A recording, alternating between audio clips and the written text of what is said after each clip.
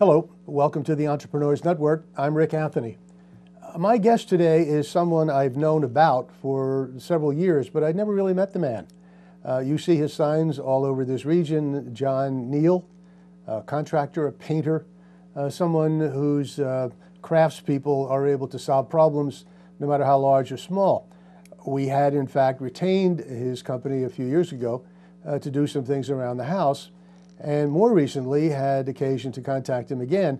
And because I had the chance to talk with John himself, the founder of the company, I learned a great deal more about him and found that he was more than just an entrepreneur. There are some other dimensions to his life that were really fascinating, interesting to me. So I invited him on, not just to talk about his business and this dual and triple career he's actually had, but also to maybe give us some hints about how to winterize our homes. So there's a practical dimension to today's show as well. John Neill, welcome to the Entrepreneurs Network. My pleasure. Delighted to have you here. As we always do, why don't we start with who you are, where you grew up, where you went to school, and then some of your early career having nothing to do with painting. Right. Yeah, I grew up in a suburb of Washington, D.C. called Bethesda, Maryland. Mm-hmm. And my dad was a Milton Shakespeare Spencer Scholar at Catholic University in Washington, D.C. And my mother actually was a very successful realtor. In fact, she was so successful that she was always the #1 salesperson in her company. So she started her own company and became very successful with a company called Neill Realty in the Washington area. And but my dad actually was an interesting person in the way that he was like a Renaissance person. He designed and general contracted builder of the houses we lived in. We used to sail a lot in the Chesapeake Bay. In our barn, he actually built mahogany sailboats, every aspect of it, the mast, the boom, the rudder, all handmade in the days before there were power tools. Yeah. So it's pretty amazing. And so, he had built a lot of the furniture that we had in our home.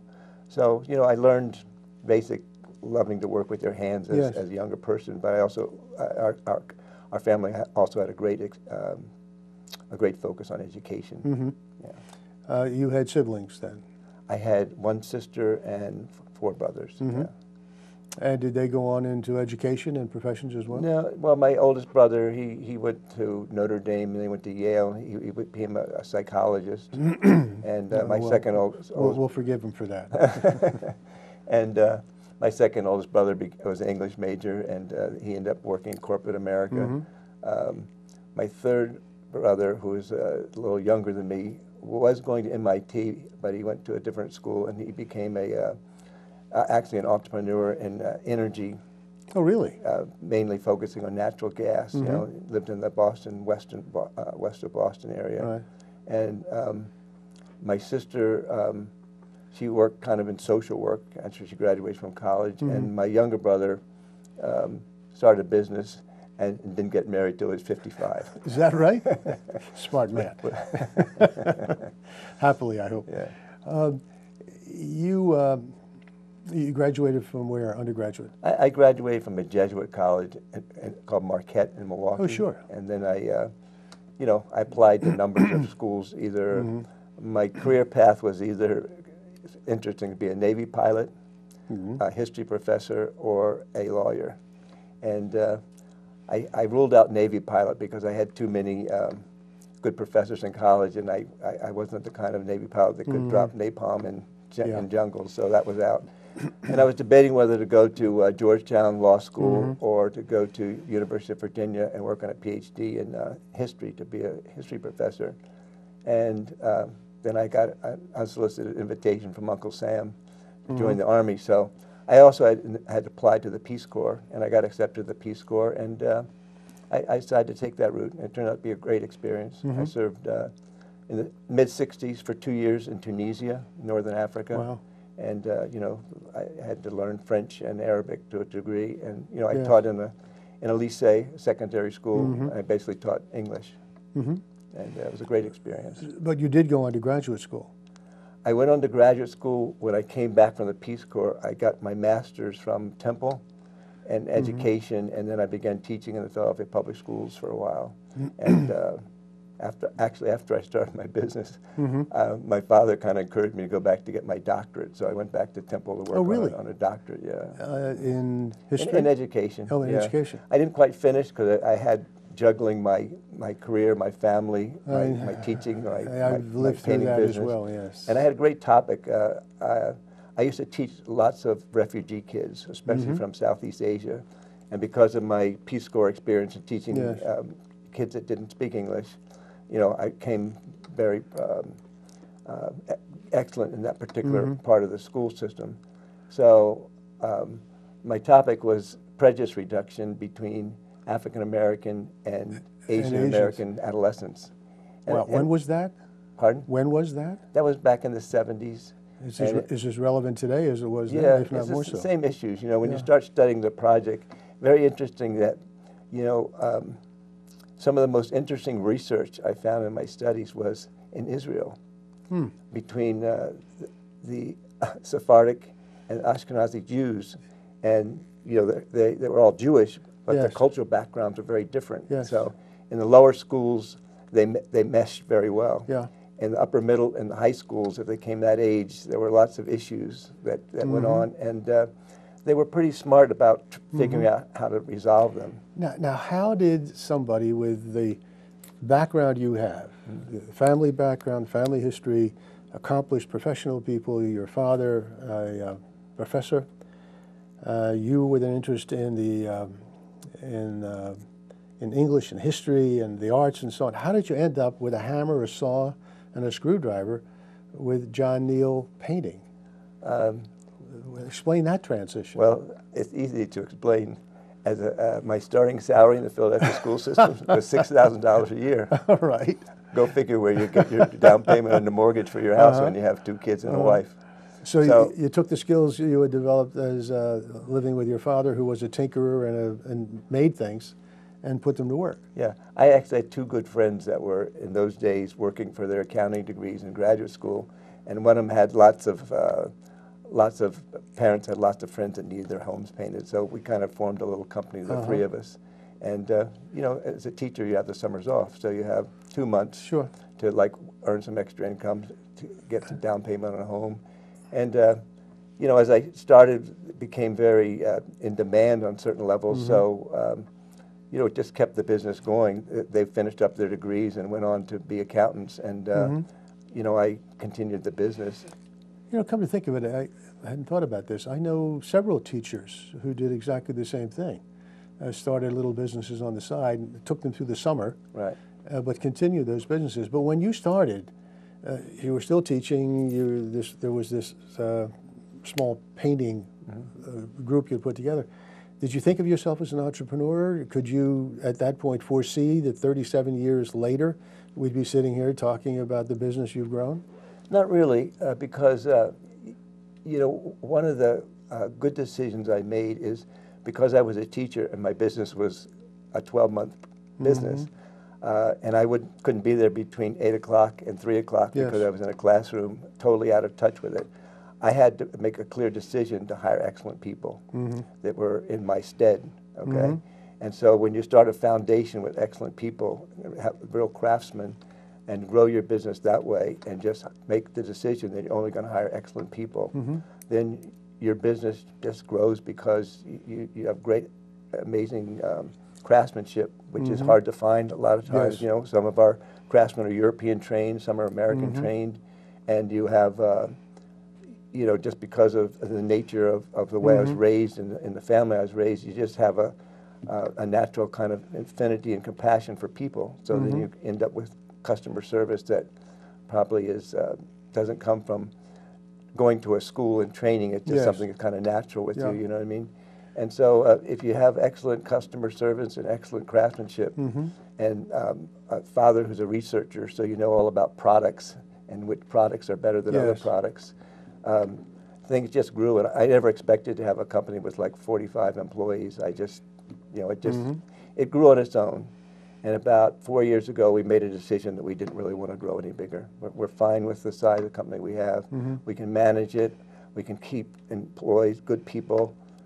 Actually, one of the blessings in our company is we don't have much turnover. Yeah. Average employee's been with us 14 years with 25 Really? years experience. Wow. So we always send the same people back to the same customers over and over And again. these tend to be seniors, I mean older people, as I recall, at least the people that we've had at our home from your company. This gentleman, as I recall, was retired.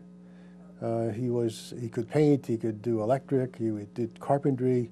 He was multi-skilled or talented. Yeah, well, we have a number of people that can do carpentry, electric, wallpaper. You would laugh. We're actually working in a home in Bryn Mawr right now, where I've had one person there who's a carpenter, painter.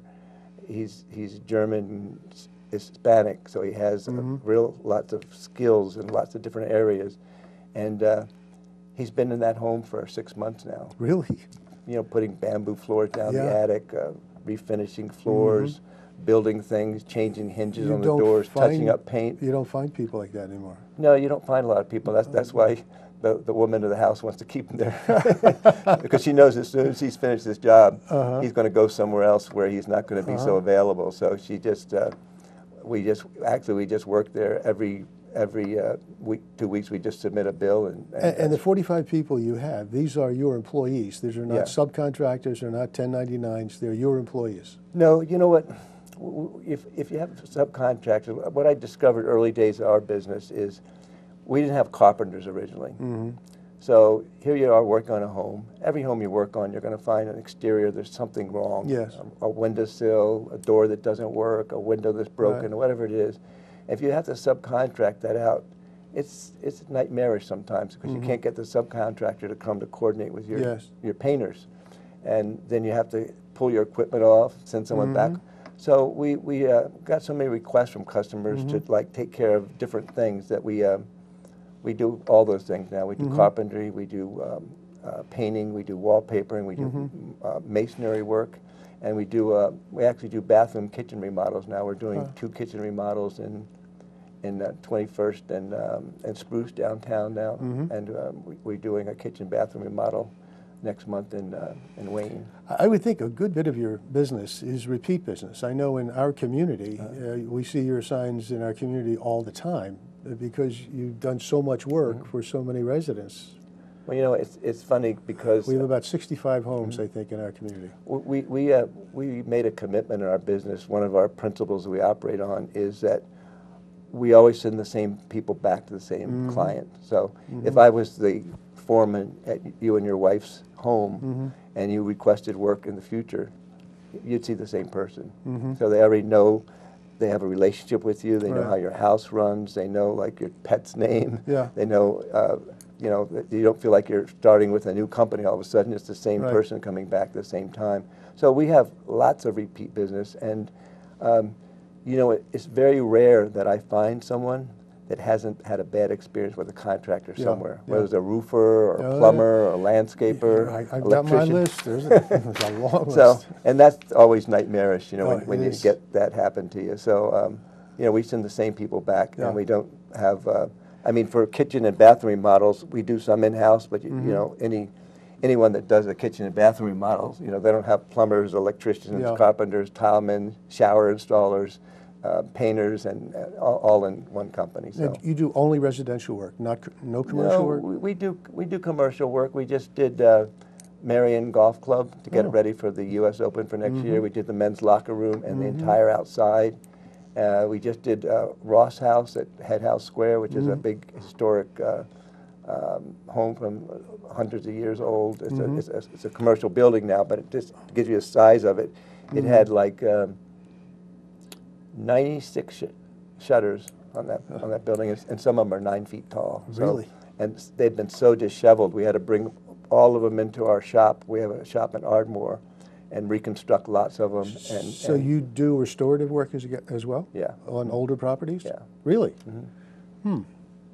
That's a real skill. That's an art. Well, you know, it's again, we've kind of made our focus in our company to hire like craftsmen. So we have painters that can just do some amazing things. I mean, we have painters that can do murals, and they actually do oil paintings for their own self, you know, and painters that can do any kind of faux finish. You know, a lot of times people have doors and they want to replace them, and they find out we can grain the door, Yes. make it look like a mahogany door Yes. or an oak door, and they say, whoa, okay, 1/8 of the price, you know? Yeah. Yeah. John, the competition in your business is brutal these days, not only because of the economy, so everybody who's out of work and has a hammer, a saw, and a screwdriver is all of a sudden in business for themselves, but also because of the number of franchises that are popping up, handyman this, handy this, and so on.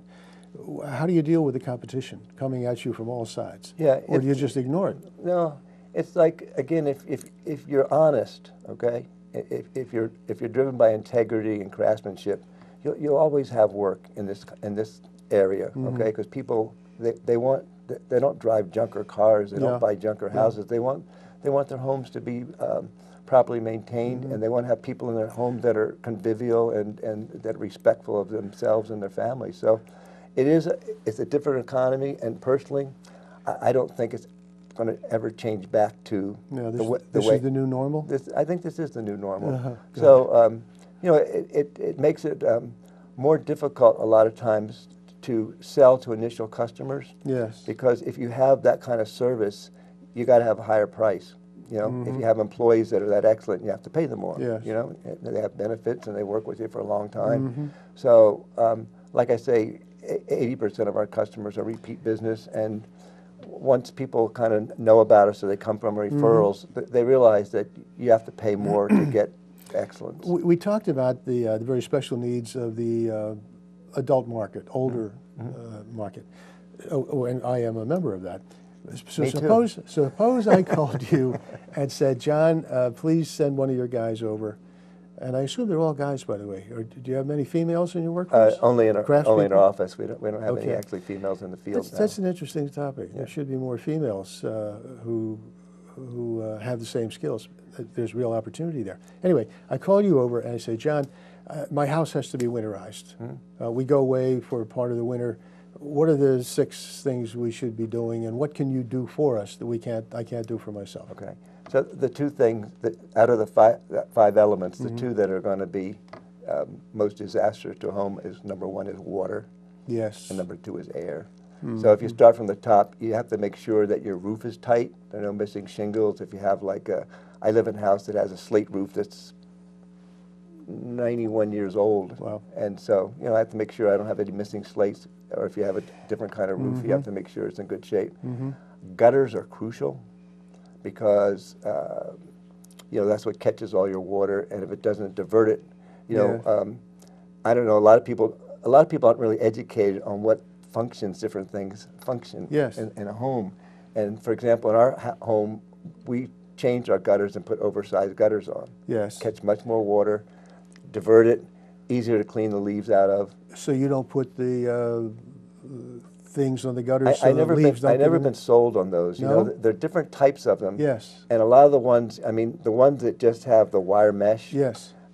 They get clogged They too. usually become a nightmare. A lot of times they blow off, stuff gets stuck in them, and then the newer models, I don't like to recommend things unless I've had experience with it. Yeah. And you know, they sound good, but I don't know what happens if something gets under those. If you know how you, what might be more nightmare, getting all the tops off them to clean them out eventually. So. What about caulking? Caulking is essential for both water and air. Okay. We find that almost every home we work on on the exterior has carpentry problems, and a lot of them come from caulking. A lot of them come from not maintaining your horizontal surfaces. Now, I'm in the process of writing an article called "All Parts of a House Aren't Created Equal." And one of the things it focuses on is the difference between older homes and newer homes. Yes. In older homes, they're often most made with old-growth wood. The home we live in, we've lived in for 36 years, and it's built in 1927. And in those 36 years, we've had one carpentry problem. And you'd laugh if I told you what it was. All right. Well, We're eating dinner in the dining room, okay? Hear a clunk in the driveway, which is below the dining room, which sounds like a baseball bat, so I go out to inspect what it is. The windowsill fell off the dining room.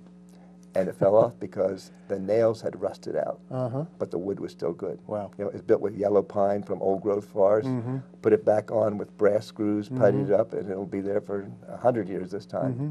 So in your older homes, the wood is much solid. A lot of the newer homes, especially the ones built in the 1990s, a lot of them were built with genetically engineered pine.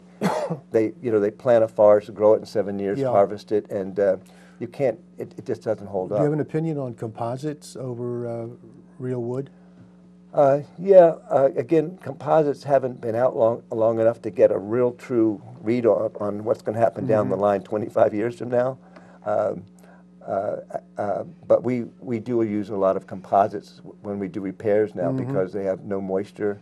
Yes, Okay, no moisture. they don't warp. They're not going to, and because they're more stable. You know, wood expands and contracts, Yes. as you know, no matter how old or how new it is.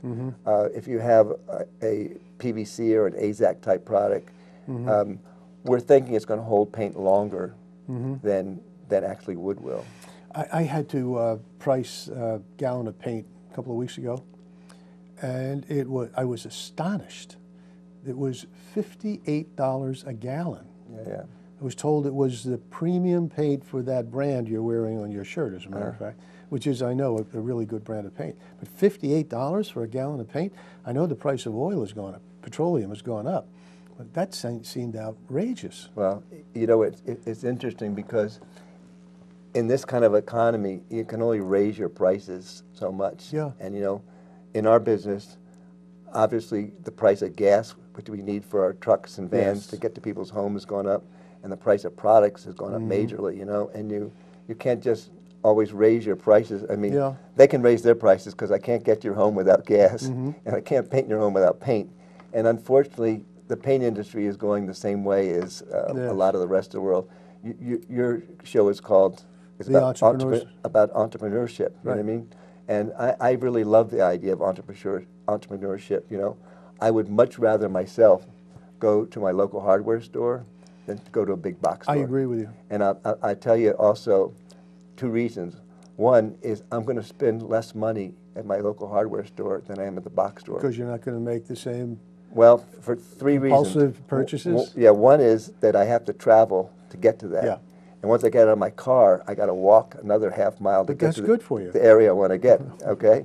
And thirdly, I got to walk while I'm doing that. I'm walking down all kinds of aisles that things are popping out. You know, I could use one of these. That's the idea. And thirdly, I like to support your local Yes, stores. And, you know, I live in Marion, and we have a great hardware store in Narberth. I know the owner. We joke together. If I ask any product, he knows exactly where it is. If you need something, he'll order it for you. So I like that idea. It is the service, because we have one here in Wayne, a hardware store. I'm sure you've been there. Yeah. And as soon as you walk in the door, there's somebody there greeting you. How can I help you? Do you know what you're looking for? Yeah, and they're It's worth a lot. connected. There's not hired help that works for like a year and then moves on to somewhere. You're right. They've been there for a long time. They know their business. But to answer your question about the $58 Yes. gallon of paint, Sherwin-Williams has now bought Duron and MAB. MAB was a well-known brand in this market. Yes. So in this market, and then Finner and Haley closed its doors, and their stores have been turned into Benjamin Moore stores, and so there are really only 2 players left: Sherwin-Williams and Benjamin Moore. They own the market. And, and when you own the market, I guess you can set your price a little differently than when you have But what 14 about the brands that Home Depot sells and Lowe's sells? So their own private label, aren't they? Yeah, they have their own private labals, but they're made by these 2 Can you paint imagine companies. if I'm painting your house in Villanova, and every time I need another quart or another gallon of paint, I have to run back to the. I got to run back to that box store and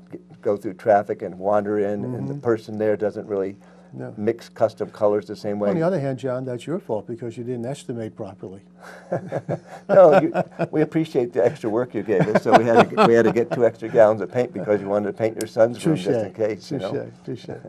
All right, so you are an entrepreneur. You never really thought of yourself as having a business with 45 people depending upon you and yours for their livelihoods. It's a great story. It's a great, great story.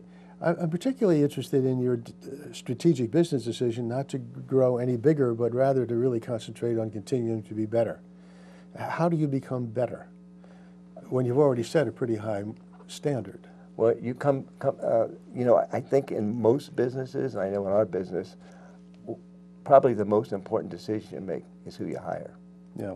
You know, and actually they say in a lot of studies, the first week you hire someone is oftentimes the most important week, because that's when you're integrating into your core values. Yes. They're learning how your system works. If they're coming, and a lot of the employees that we've hired actually came from other companies. Either they moved from out of state, or they came from other companies because they weren't really happy the way they were run, and or they weren't appreciated. Or oftentimes, a lot of companies have real, you know, decent foremen, but then they have real low-paid people working with them to keep their budget down. And it's frustrating if you're a foreman, and you're the foreman, and I'm your helper, but I don't speak English very well, and I don't have much skill.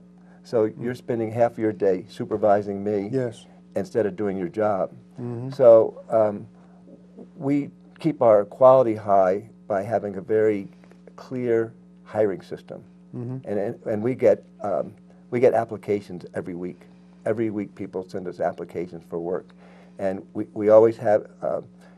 When they make it to the point where they're actually going to have an interview, which is probably 1 out of 15 get to that point after a TV and a resume, we always have an interview that has myself involved, has a woman from our office involved, and has our estimator involved. Okay, so you're getting a different perspective. You know, most of the homes we're in, you know, we're working with the women. The men are oftentimes at work, and the women are oftentimes more involved in color selection and design and things like that. So, you know, we always want a woman's perspective in terms of how comfortable people feel with this person in your house. What extra services do you provide? For example, do you offer a design service, a free design service, somebody who comes in to help with colors and those kinds of things? Yeah, good you asked that question. My son David is in our business, and he's got a master's in interior design from Drexel. And he's always been artistic ever since he was a kid.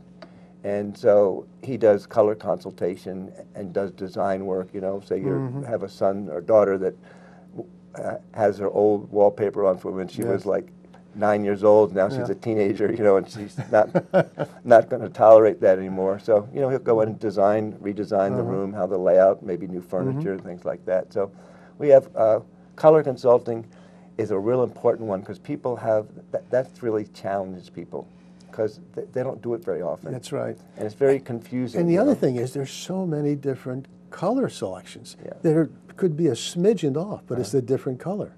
It's too many. Yeah, and it drives you crazy. It drives me crazy. As a painting contractor, it drives the homeowner crazy. I don't know how they come up with all those names. And then as a painting contractor, it drives you crazy if you come into someone's home and you see, like, okay, they got 16 different swatches on their wall, and they still haven't chosen the one they're going to use. And the other thing you can be sure of is the color will not look the same when it's up on your wall.